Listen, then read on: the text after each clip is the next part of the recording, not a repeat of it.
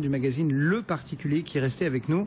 On salue la une fiscale avec les réponses à une question: combien paierez-vous en plus en termes d'impôts? Et ben voilà, on vous renvoie à la lecture du magazine et vous saurez tout. On est parti pour les questions des auditeurs cette fois-ci. Allez, questions des auditeurs. Frédéric, son oncle et sa tante n'ont pas eu d'enfants. Chacun avait souscrit une assurance vie et désigné l'autre comme bénéficiaire. Sa tante est décédée il y a 5 ans. Son oncle vient de décéder. Et il n'avait visiblement pas modifié la clause du contrat. Et c'était toujours sa tante qui était la seule bénéficiaire. Du coup, que va devenir l'argent de son oncle dans cette famille ?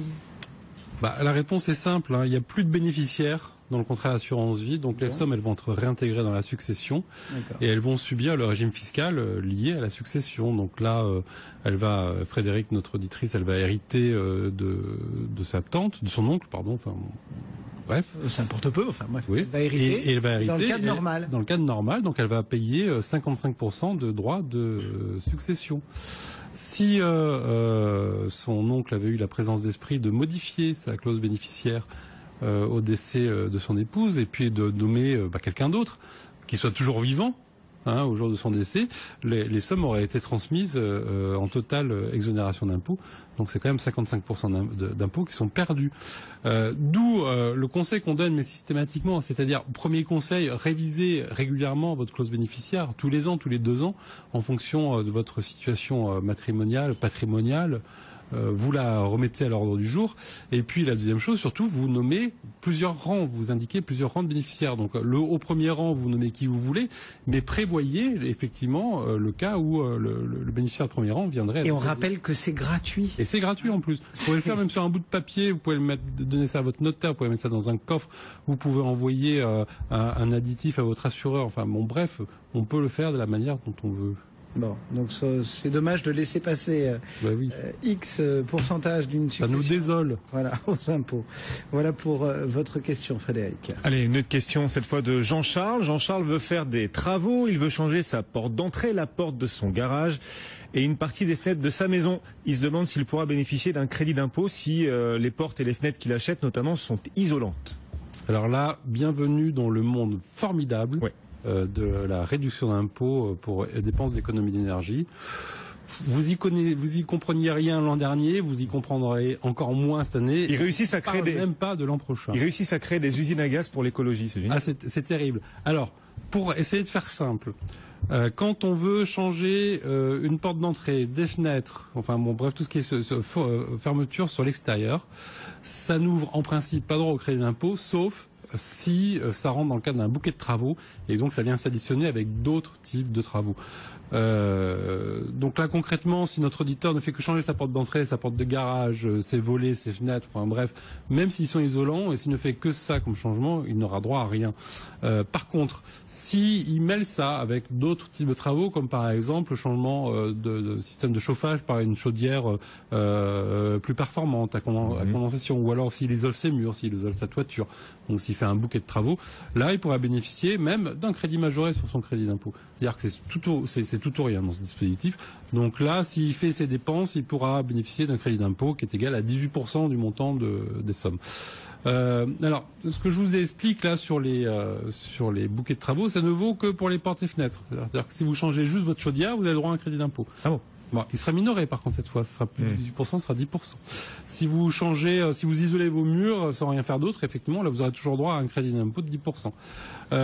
Par contre, si vous faites un bouquet de travaux, c'est encore plus compliqué. Si vous faites un bouquet de travaux avec, vous changez votre chaudière, vous isolez vos murs et en plus vous changez votre porte, là vous aurez droit à 18% pour les 2 premiers dispositifs et 10% pour la porte. Enfin, donc si vous y comprenez quelque chose, vous avez bien de la chance. À tel point que même l'administration fiscale, lorsqu'elle a commenté son dispositif l'an dernier, elle s'est crue obligée de faire une flopée d'exemples pour montrer comment ça fonctionnait. Ouais. La meilleure solution, c'est peut-être de ne pas faire de travaux et de mettre un pull supplémentaire pour pas avoir froid chez soi. Alors ça, c'est la première solution. C'est plus simple et ça coûte moins cher en chauffage. Alors l'autre solution, c'est peut-être d'attendre l'an prochain, parce que évidemment, on ne change pas une équipe qui gagne. Donc l'an prochain, le dispositif est à nouveau réformé. Mais a priori, ils ont promis de la simplification. Nous, on a... Ah bon? Non, mais sans rigoler, pour s'y retrouver, on s'adresse quoi à l'ADEME? Il y a des gens qui sont susceptibles. Oui, alors heureusement, oui, il y a l'ADEME qui connaît ça parfaitement sur le bout des doigts. Vous lisez Le Particulier, vous aurez toute la réponse également. Et puis après, vous lisez l'instruction administrative.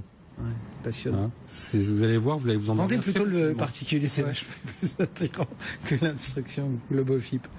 On poursuit notre séance de questions-réponses et encore de la succession dans l'air. Steve est l'unique héritier de sa tante qui n'a pas d'enfant mais qui a encore des frères et sœurs. Et elle a un patrimoine assez simple, c'est un appartement qui vaut grosso modo 300 000 euros. Et il veut savoir, Steve, comment orchestrer au mieux cette succession. Est-ce qu'il faut qu'il fasse un viager avec sa tante sur cet appartement ou bien une donation en nue propriété? Enfin, voilà, comment est-ce qu'il faut pratiquer pour éviter de tomber... Là, on est vraiment dans le cas très compliqué, effectivement, de la transmission d'un patrimoine d'un oncle à un neveu ou une nièce. On l'a évoqué tout à l'heure dans l'autre question. Si ils ne font rien, ça va être taxé à 55% avec un abattement très modeste de 7 967 euros. Donc on a calculé effectivement 300 000 euros la valeur de l'appartement. S'il faut payer les droits plein pot, ça reviendra à peu près à 160 600 euros. Donc il y a plus de la moitié de l'appartement qui va partir au fisc. Alors la première solution, elle n'est pas inintéressante. Elle est même plutôt assez futée. Effectivement, c'est que Steve achète le bien en viager à sa tante. Alors il faut savoir quand même que effectivement, lorsqu'il va acheter en viager, il va falloir payer une rente tous les mois. Et pour que le fisc n'y voit rien à redire, il faut vraiment la payer, cette rente.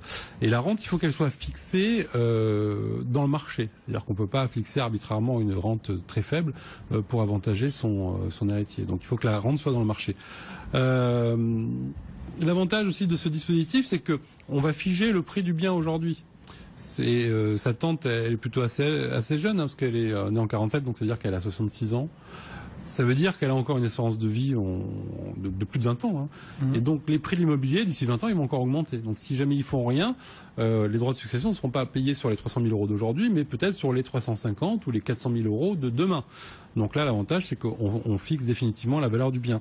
Et puis, dernière petite astuce, si la tante n'a pas besoin de cet argent, rien ne lui empêche de réinvestir le produit, enfin le montant de la rente qu'elle perçoit dans un contrat d'assurance vie, dont Steve serait lui-même bénéficiaire. Eh ben, voyons. Vous voyez le dispositif. Mais il faut être assez carré dans son montage. Alors, ça, c'est pour la première partie. Effectivement, c'est sur la rente viagère. La deuxième, c'est se séparer de l'usufruit, enfin de la nue propriété du bien et de conserver que l'usufruit. Alors, pourquoi pas? Pourquoi pas, effectivement. L'avantage en procédant en démembrement, c'est que les droits de donation ne seront pas calculés sur la totalité du bien, mais uniquement sur 60% de la valeur du bien, compte tenu de l'âge de la tante. Donc ça va faire quand même des économies substantielles. Inconvénient, elle ne sera plus que usufruitière, donc elle n'aura plus la disposition pleine et entière du bien. Donc c'est-à-dire que si elle veut le vendre pour acheter quelque chose d'autre, elle devra demander forcément l'autorisation de son neveu. Tandis si elle est... S'ils s'entendent bien, il n'y a pas de problème. Si elle est en viager, ce sera pareil. Ah bah, si elle est en viager, c'est pareil. Non, elle peut revendre le viager et mettre quelqu'un d'autre à la place. Allez, Frédéric, vous restez avec nous. On continuera de répondre à nos téléspectateurs, nos auditeurs dans un instant, juste après un point sur les marchés.